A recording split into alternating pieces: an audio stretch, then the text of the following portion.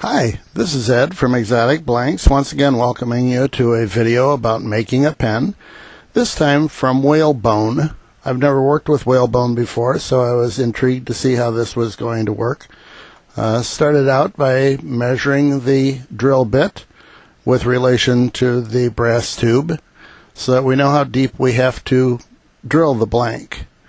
Once that's measured, then it's just a matter of turning on the lathe and bringing up your drill bit and locking the tailstock in position and advancing the bit a little at a time.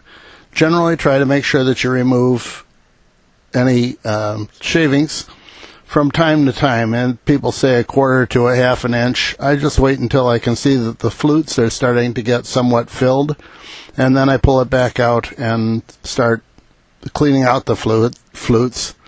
The first one I did here was a letter V bit. This time, which is unusual, I decided to drill a smaller hole first. The reason for that is that this material was a little bit harder and I had never worked with it before, so I wanted to allow myself some opportunity for error in case it happened. Here we're drilling for the second time, actually the third time. I did expand that V bit to a 10.5 millimeter. Found out that the 10.5 millimeter was too snug a fit for my purpose, so I moved on to the next bit, which is 27/64.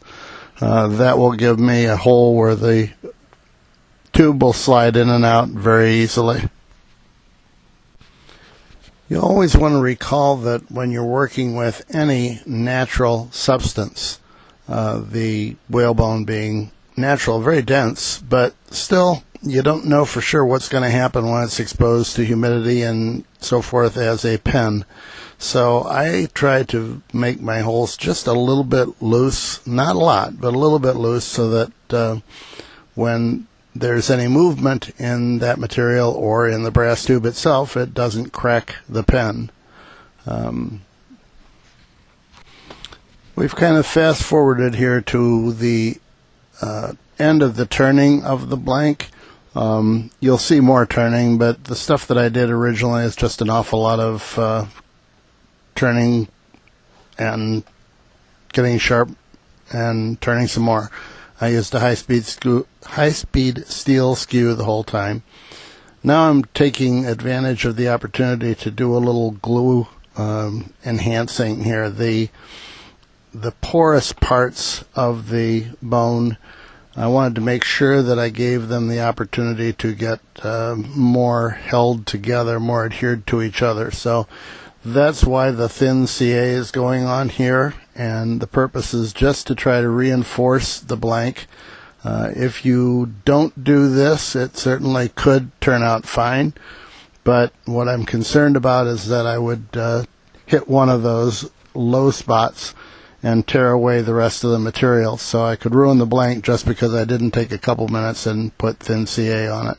Fairly simple, a good idea, it's a good practice.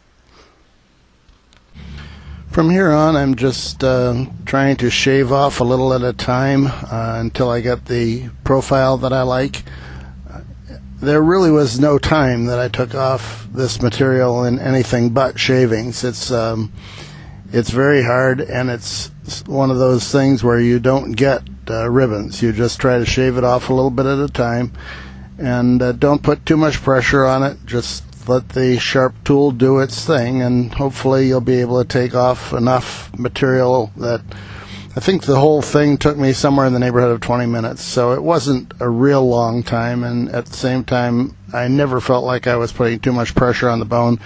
Bone never got hot. Tool never got hot. Everything did pretty much what I had hoped it would do. Moving on to sanding, I used a 400 grit first, and then up to a 600 grit and a 1000 grit. At that point I had kind of a nice shine. You could have left it at that point if you wanted to. Prior to all this, by the way, I did use one final coat of CA, thin CA, not for the purpose of really doing much or anything, but to fill in some of the low spots. There was a grain to the portions of the bone, and I filled that in with thin CA. You can't tell it. It doesn't look like thin CA. But after that, it was then sanded, and the 400 paper pretty much leveled things out. 600, 1,000.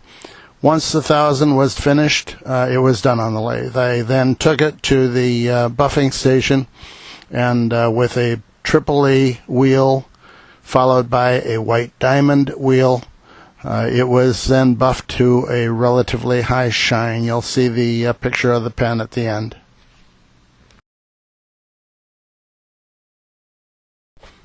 So that concludes my first experience with Whalebone. I liked the pen. It was a Virage eventually in tigold.